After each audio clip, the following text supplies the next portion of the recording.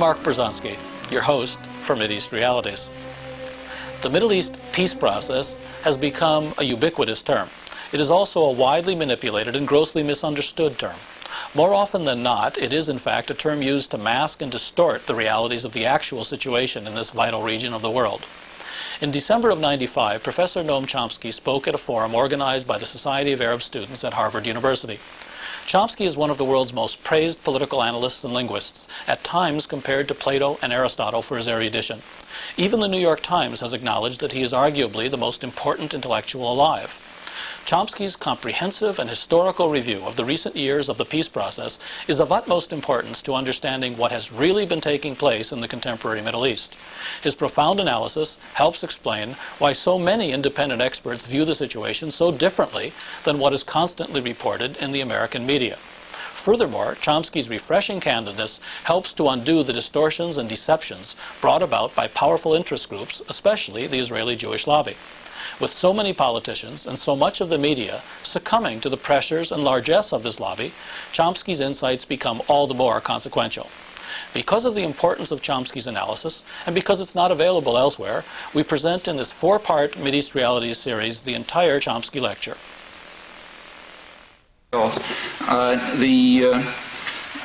The status of this situation is illustrated rather well by a High Court decision last May, Supreme Court decision last May, not reported here.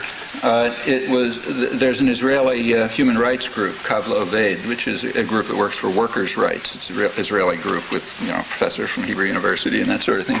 And they had appealed to the High Court for restitution to Arab workers of about $1 billion that had been taken off their salaries for social benefits, like pensions and that kind of thing, but had never been given to them. It had gone into the state treasury, and this is during the years of the occupation, and the appeal was for restitution of it.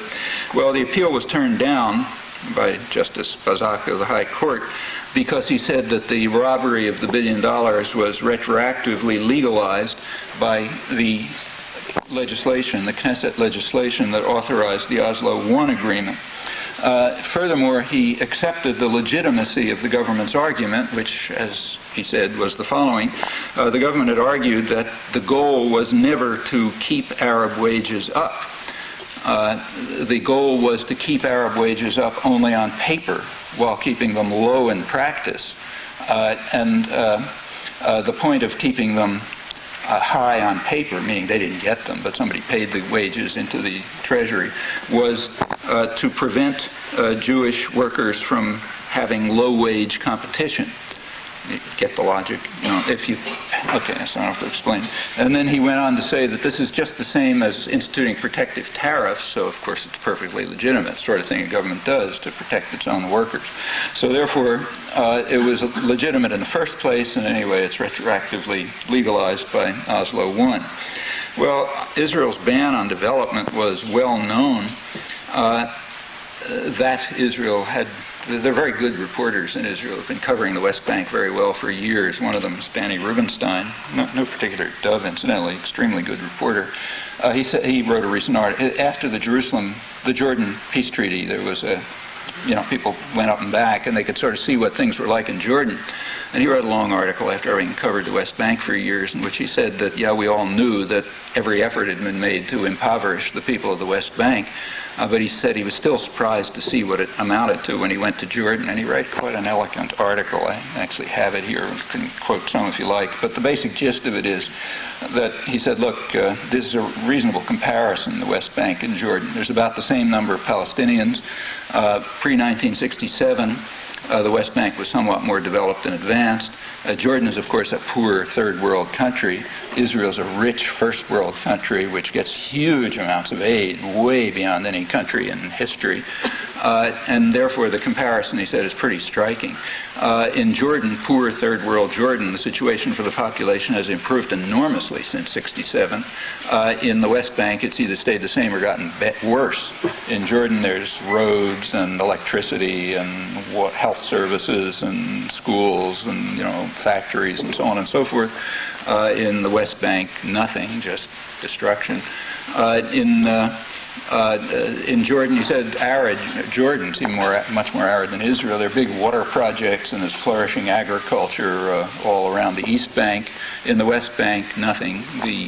There is for Jewish settlers, but not for the Palestinians. In fact, 5/6 of the water in the West Bank is used either by Israel itself or by Jewish a couple of 100,000 Jewish settlers there.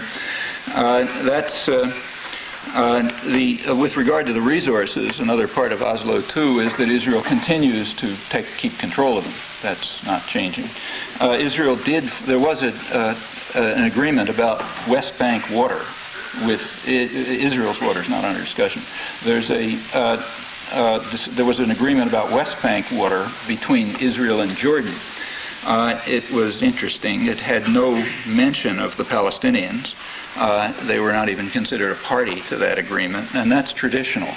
Since the two states were founded in 1948 and even before in the pre-state period, Israel and Jordan have been united in their opposition to Palestinian nationalism. In fact, they colluded during the 1948 war and repeatedly since. In the 1948 war, the designated Palestinian state was partitioned almost in half, in fact, between Israel and Jordan, more or less by pre-arrangement. Like there wasn't any document in which they signed it, but that was the agreement, and it was partitioned. The part that was taken over by Israel is not even discussed. That's just part of Israel. The part that was taken over by Jordan, that's what we call the West Bank, and is now mostly being taken over to finish it. Israel, as I said, takes about 5/6 of West Bank water, and apparently will continue to, and also most of the water of Gaza, which really is extremely per capita, that is, arid. That's why reporters point out, and travelers and human rights workers and so on, that when you travel around these areas, like say Gush Katif in Gaza or the West Bank, you find swimming pools, fish ponds for which you now get extra subsidies, artificial lakes and tourist hotels, green lawns, water-intensive agriculture, and so on. Meanwhile, at the Arab villages, you may not have water at all, like no drinking water, perhaps. Certainly nothing like that. In the southern part of Gaza, for 20 days last summer, the Israeli water company, Makarut, that supplies water, just turned it off because people didn't have enough money to pay their bills. You go over to the West Bank, you find towns like Ubaidiya, which is without water for 18 months, 8,000 people. The nearby Jewish settlements, as I say, have green lawns and swimming pools and so on. In Hebron last summer, it was a pretty hot summer, thousands of people were without drinking water for a long time, and those arrangements are presumably to continue. Israel claims the right of historic use of West Bank water, which they claim gives it the right to continue to use it under international law. That's the historic use since 1967. But the real right is just the rule of force, what rules international affairs generally, and that means approval of the superpower that pays the bill and makes the rules. That's international law, so they're right about that. Another aspect of the agreements not mentioned but implicitly taken care of is the Palestinian refugees. They're finished. There is nothing there about the Palestinian refugees. The millions of refugees who are elsewhere are gone. December 10th, what was that, 2 days ago? That was Human Rights Day, celebrated, as always, by exalted editorials about the sanctity of the UN Universal Declaration of Human Rights, and those terrible relativists out there who don't understand, like us, that you have to honor it. Incidentally, on the side, the U.S. is in the lead in violating the International Universal Declaration of Human Rights. About half of it the U.S. doesn't even recognize as applying, namely all the provisions on social and economic rights. But let's just keep to the part that the U.S. considers valid under its relativist principles, the first half, the civil and economic and political rights. In that part, the best known article of the UN Declaration on Human Rights is Article 13, and that the reason that's very well known, especially in places like Boston, is that on Human Rights Day every year there was big demonstration, led by Harvard professors, calling on Russia to observe Article 13 of the UN Declaration of Human Rights, which says that everyone has the right to leave their country, which it does. And then there's another phrase which was never mentioned. Everyone has the right to leave their country or to return to their own country. That part somehow people forgot about. And the reason was that the advocates of the passionate advocates of the Article 13, who were calling on Russia to let the Jews leave, were the most extreme opponents of Article 13. So therefore it was necessary for them and the loyal press and everyone else to refrain from saying that there was another phrase there and to return to their own country. And the reason for refraining from that was well known. That phrase was put in specific reference to Palestinian refugees who had just been driven out. And that was made very clear the next day, December 11th, 1948, in UN Resolution 194, which declared that the Palestinian refugees have, under Article 13, have the absolute unconditional right to return to their homes. And therefore you had to keep quiet about that half of Article 13. Well, the hypocrisy is finished, at least, thankfully. The first half is now irrelevant, and the second half has been rescinded. They don't have a right anymore by unilateral U.S. decision, so that part of Article 13 is gone. Clinton has been the most extreme in this regard. Clinton has cut U.S. aid to UNRWA, which was the major the refugee relief organization that was set up to take care of these refugees until they received their guaranteed right under the UN Declaration of Human Rights to return to their homes. He cut the U.S. contribution. They were the biggest employer in Gaza. In fact, the center has been shifted from Lebanon to Gaza to make it clear that they're finished as far as the refugees are concerned. UN sources say that the U.S. is planning to eliminate UNRWA altogether. In 1993 and 94, for the first time, the U.S. government under Clinton voted against the UN resolutions on Palestinian refugees. Before, the U.S. used to vote for them, but of course didn't mean it. Now it's at least honest. It's just straight voting against them. Again, alone in the world on this. Well, let me turn next. There's more to say about what's going on, but let me turn to the reaction, which has been kind of interesting. Here's a sort of a sample from the world press. I'll just start with some headlines. Israel agrees to quit West Bank. That's The Guardian in London. I'm starting from the far left. Okay. Israel agrees to quit West Bank. Big headline. Front page story. Israel and PLO sign agreement extending Palestinian rule to most of West Bank. That's a Reuters chronology, reprinted in the Boston Globe and the Financial Times, biggest business press in London, and all over the place. Rabin negotiated the accord to eventually cede Israeli control of the West Bank to the Palestinians. That's the New York Times. Rabin proposed walling off the West Bank and Gaza from Israel. That's the Washington Post. Rabin's thinking underwent a remarkable transformation. From 1992. It was astonishing because he agreed to peace with the Palestinians. That's the big think piece in the New York Times after his assassination. The plans inevitably lead to an authentic Palestinian state, not a Bantustan, as some critics claim. That's the London New Statesman, now we're really out on the left, in an article denouncing Edward Said for having pointed out correctly that it's leading to a Bantustan, as the Israeli press points out. It's a historic compromise, a painful peace, Christian Science Monitor, Boston Globe, and so on. It was a day of awe. September 28th, the day in which Israel agreed to quit the West Bank, was a day of awe, big Boston Globe headline said. Well, that's a pretty fair sample. In fact,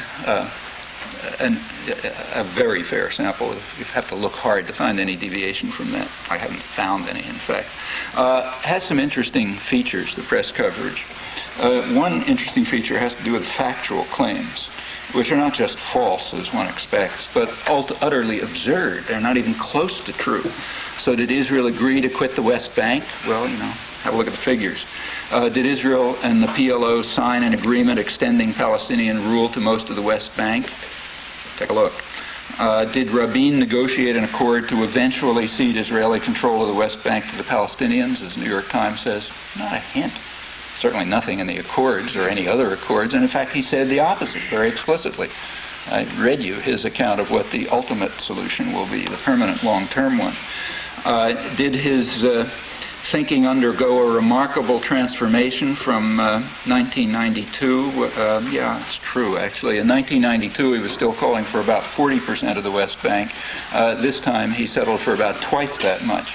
So that's a kind of remarkable transformation, maybe, but not exactly what was intended. Does the plan inevitably lead to a real Palestinian state, not a Bantustan, as the New Statesman claims out on the left? Well, you know, the lefties can believe what they want on the basis of doctrinal fanaticism, but if you turn to the facts, there's certainly nothing of the kind. The Israeli commentators are quite accurate, and just to make clear, Shimon Peres, right after, who's now foreign minister, and remember that's the dove, right after the signing of the agreement, he had a meeting of ambassadors in which he explained it to them, and he said, what you're thinking about a Palestinian state, he said, that will never happen. You can be certain of that. So whatever the New Statesman may prefer to believe, Shimon Peres, the negotiator, the dovish negotiator, like Rabin, has a different idea. Shortly after, Peres had a meeting with Newsweek editors. Here I'm quoting from the Israeli journalists who accompanied him. He was asked by the Newsweek editors, would this lead to a Palestinian state? And the answer was a resounding no. And he then started, I'm quoting, on a learned explanation of why, but he wasn't able to finish because right then the O.J. Simpson verdict was announced, so everybody raced off to the television set to watch that. And afterwards, the Newsweek editors were so excited by the O.J. Simpson verdict that they couldn't go back to this kind of minor question about, you know, why there would never be a Palestinian state, so we really don't know the rest of what he intended to say. Of all of these headlines, there's one that's accurate, namely the Boston Globe one. We should cheer our local talent. The headline that referred to a day of awe is quite correct. The true dimensions of it was a very impressive achievement what the U.S. carried off, and its true dimensions only become clear if you look a little bit at the background. I don't know, how long have I been talking? Fair, you know, came close to a confrontation between the U.S. and Russia. We damn near had war, as Robert McNamara, Secretary of Defense, put it, and nobody wanted to fool around anymore. It was too dangerous. So a diplomatic process was set in motion. And its major step was UN 242, Security Council Resolution 242 in November 1967, which rejected the right of acquisition of territory by force and went on to call for full peace in return for full Israeli withdrawal. Those were the terms. Full peace in return for full withdrawal. Now, full withdrawal had a qualification. There could be minor border adjustments, minor and mutual border adjustments. Now that, remember, there's been a lot of lying about this, so it's worth remembering that that was U.S. policy. Official U.S. policy. Arthur Goldberg, the U.S. mediator, sort of sold the thing to the Arab states by insisting on this. Full withdrawal, minor and mutual adjustments if necessary. And that remained, Israel wouldn't accept the full withdrawal, and in 1967 the Arab states wouldn't accept full peace. So of course everybody signed it, but you know, that's diplomacy. But nobody meant it, you know, at that point. Well, that remained official U.S. policy. It was, in fact, made even more official and open by the official U.S. government plan announced by the Secretary of State Rogers, the Rogers Plan in 1969, endorsed by President Nixon, and so on. There's just no question about this. I mean, we don't have all the documents, but enough to know that this was the position.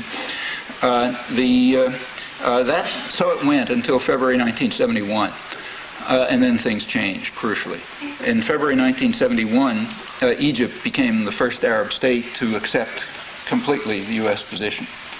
President Sadat of Egypt, in negotiations there was a mediator, UN mediator, Gunnar Jarring, who made a proposal, which is approximately this, and Egypt agreed. Incidentally, it didn't deal with the West Bank, just with the Sinai. So it was like part of it. But he said, yeah, in return for Israeli withdrawal from the Sinai, forget the West Bank, Egypt would accept full peace, all arrangements, wording of UN 242 and so on. Israel recognized it as a genuine peace offer. Those are their words, rejected it, saying they would not withdraw to the 67 borders. In Yitzhak Rabin's memoirs, he describes this as a famous milestone on the road to peace. Well, that's Yitzhak Rabin's memoirs. In U.S. history, it is gone. Try to find it. Even scholarship, as I say, lies about it. Just flatly lies about it or suppresses it. Not entirely, but for the most part. The reason is pretty straightforward. At that time, the U.S. had to make a decision. Was it going to keep to its own policy, the policy it had crafted, or was it going to shift and join its Israeli client at that point in rejecting U.S. policy? And there was a struggle internally, and it was won by our visionary, Henry Kissinger, who insisted on what he called stalemate, meaning no negotiations, just force. And everybody thought at that time that force was in the hands of Israel and the U.S., so it wasn't an issue. So no negotiations, stalemate. U.S. rejected its own policy. And since by definition the U.S. is pursuing the peace process, that is a definition, incidentally. The peace process is by definition whatever the United States is doing. So therefore this had to be erased from history. And in fact, it has been erased from history, but it's there. You can find it if you look. Well, since that time, the U.S. has been alone in the world, aside from Israel, virtually alone, in rejecting withdrawal. So half of UN 242 was thrown out the window, the withdrawal half. And that's instituted in Oslo, too. That's part of the U.S. victory. No withdrawal, except as the U.S. decides. That's the main respect in which UN 242 has been eliminated. UN 242 was completely rejectionist, said nothing about the Palestinians. They're referred to as refugees. Sadat's offer said nothing about the Palestinians. They didn't exist. But the world attitudes on this changed through the 70s. And by the mid-70s, there was a recognition of Palestinian national rights, the rights of the indigenous population.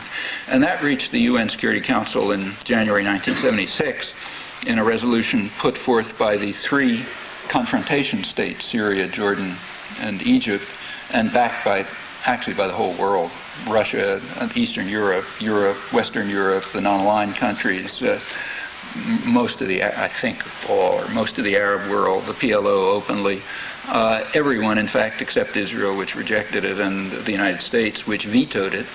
This was a resolution calling for a settlement along the line, exactly like UN 242, all its wording and everything, except that in the areas that Israel would leave, there would be a Palestinian state. That was the one change from 242. So that was a recognition of Palestinian rights, which the U.S. has opposed. So the U.S. vetoed the resolution. So that's out of history, too. Again, try to find it, even in scholarly literature. And that continued. I won't go on with the rest of the story, but that continued. From then right through till 1990, the United States simply blocked every effort to carry through a diplomatic settlement, whether it was coming from Europe or the non-aligned countries or the Arabs or the PLO or anyone.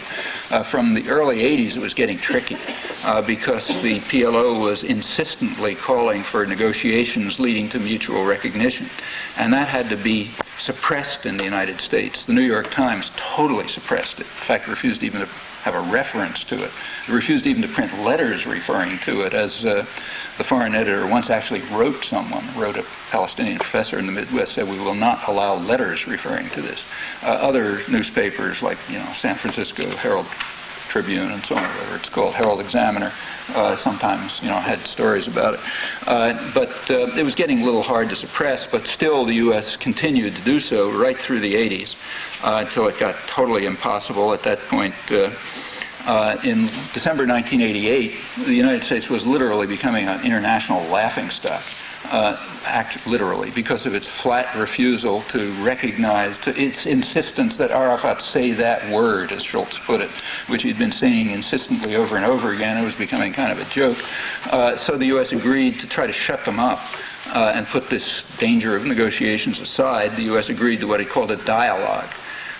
The purpose of the dialogue was explained by the visionary Yitzhak Rabin to a delegation of Peace Now leaders who were a little worried about the dialogue in February 1989. He said, don't worry about it, doesn't mean a thing. He said, the purpose of the dialogue is to give us a year or more to suppress the intifada, the uprising that was then going on, to suppress it by violence and harsh measures, and then the whole business will be over. And everybody was happy with that. And that's indeed what happened.